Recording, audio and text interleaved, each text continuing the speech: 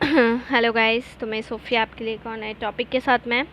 तो हम यहाँ पर पढ़ने वाले हैं एटॉमिक स्ट्रक्चर का हमारा नेक्स्ट टॉपिक, जिसको हम कह रहे हैं पाउली एक्सक्लूजन प्रिंसिपल।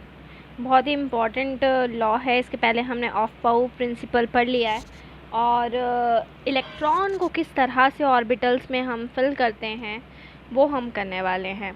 तो पाउली एक्सक्लूजन प्रिंसिपल की अगर हम बात करें, देखिए सबसे पहले तो ऑस्ट्रियन साइंटिस्ट थे पाउली, और इन्होंने ये कहा था कि किसी एटम के अंदर जो इलेक्ट्रॉन्स होते हैं, ठीक है, तो दोनों इलेक्ट्रॉन्स के अंदर चारों की चारों क्वांटम नंबर सेम नहीं हो सकते।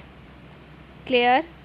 ठीक है, 4 क्वांटम नंबर सेम नहीं हो सकते। अगर 3 क्वांटम नंबर्स दोनों में सेम हो भी गए तो 4th वाला क्वांटम नंबर क्या हो जाएगा? डिफरेंट हो जाएगा।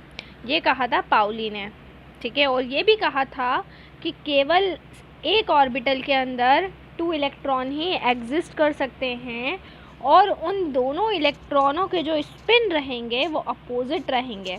एक ऑर्बिटल के अंदर अगर 2 इलेक्ट्रॉन से ज़्यादा एग्जिस्ट नहीं कर सकते, और अगर 2 इलेक्ट्रॉन एग्जिस्ट हैं तो उन दोनों इलेक्ट्रॉनों के जो स्पिन होंगे वो अपोजिट होंगे। क्लियर? तो 2 इलेक्ट्रॉन्स ही एग्जिस्ट कर सकते हैं, और उन दोनों इलेक्ट्रॉनों के स्पिन कैसे होना चाहिए? अपोजिट होना चाहिए। क्लियर? इसका मतलब ये होता है कि वो जो दोनों इलेक्ट्रॉन रहेंगे उनके तीनों क्वांटम नंबर सेम रहेंगे। प्रिंसिपल क्वांटम नंबर भी सेम रहेंगे, अजीमुथल क्वांटम नंबर भी सेम रहेंगे, और मैग्नेटिक क्वांटम नंबर भी सेम रहेंगे।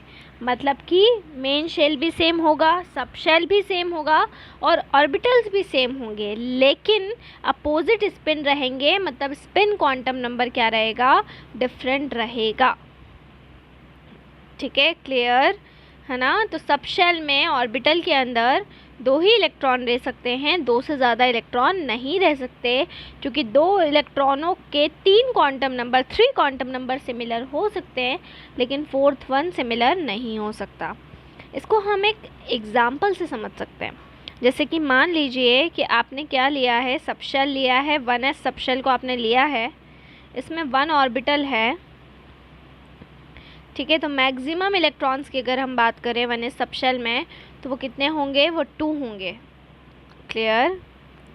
और पी और डी सबशेल की अगर हम बात करेंगे तो मैक्सिमम नंबर ऑफ इलेक्ट्रॉन रहेंगे वो 6 या 10 रहेंगे। क्लियर? ठीक है, क्लियर।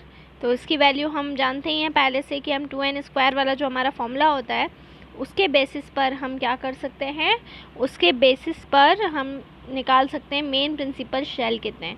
पहले आपको प्रिंसिपल क्वांटम नंबर जो टॉपिक है, क्वांटम नंबर्स, वो पूरे आपको बहुत अच्छे से करना पड़ेंगे। जब वो आप अच्छे से करेंगे तभी आपको ये जितने भी लॉज हैं, रूल्स हैं, वो आपको समझ में आएंगे। तो यहाँ पर सीधे सीधे बोला गया है कि 1s ऑर्बिटल, क्योंकि s ऑर्बिटल में हमने पढ़ा था क्वांटम नंबर में कि s ऑर्बिटल में केवल एक ही सबशेल प्रेजेंट होता है। क्लियर? एक ही ऑर्बिटल प्रेजेंट होता है, इसलिए s सबशेल में केवल 2 ही इलेक्ट्रॉन जा सकते हैं। वैसे ही अगर p की हम बात करते थे तो हमारा जो 3rd क्वांटम नंबर होता था, p के लिए वैल्यू -1, 0 और +1 होती थी। मतलब p में 3 ऑर्बिटल्स होते हैं, तो मैक्सिमम उसमें 6 इलेक्ट्रॉन जा सकते हैं। हर ऑर्बिटल में 2 ही इलेक्ट्रॉन्स जाएंगे। और d की अगर हम बात करें तो d के अंदर क्योंकि 5 ऑर्बिटल्स होते हैं, इसलिए मैक्सिमम कितने इलेक्ट्रॉन फिलअप हो सकते हैं? 10 इलेक्ट्रॉन फिलअप हो सकते हैं। वैसे ही f ऑर्बिटल की अगर हम बात करते हैं तो f ब्लॉक में 7 ऑर्बिटल्स होते हैं, इसलिए उसमें मैक्सिमम 14 हो सकते हैं। मिनिमम उससे कम हो सकते हैं, लेकिन मैक्सिमम उससे ज़्यादा नहीं हो सकते। तो s में 2 रहेंगे, p में 6 रहेंगे, d में 10 रहेंगे, और f में 14 इलेक्ट्रॉन्स रहेंगे। ये पूरा हमारे इलेक्ट्रॉन के फीलिंग की टर्म्स होंगी कि इस तरह से हम इलेक्ट्रॉन्स को फिल कर सकते हैं। तो ये हमारा पाउली एक्सक्लूजन प्रिंसिपल था।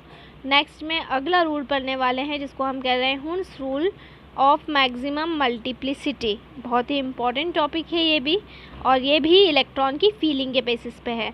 इसके पहले जितने भी टॉपिक्स पढ़े थे वो सारे के सारे ऑर्बिटल्स, बेसिकली अगर बात करें तो ऑर्बिटल्स के ऊपर थे, पहले आपको क्वांटम नंबर्स, मॉडल, ये सब क्लियरली पढ़ना पड़ेगा, ऑर्बिटल्स क्लियरली पढ़ना पड़ेंगे। उसके बाद में ही अपने को इलेक्ट्रॉन की फीलिंग वाले जो टॉपिक्स हैं कि इलेक्ट्रॉन को किस तरह से फिल करते हैं, एटॉमिक ऑर्बिटल्स और इलेक्ट्रॉन का क्या रिलेशन होता है, तब इन प्रिंसिपल से आपको समझ में आएगा। तो नेक्स्ट में हम हुंस रूल पढ़ेंगे। Stay home, stay safe. Thank you so much.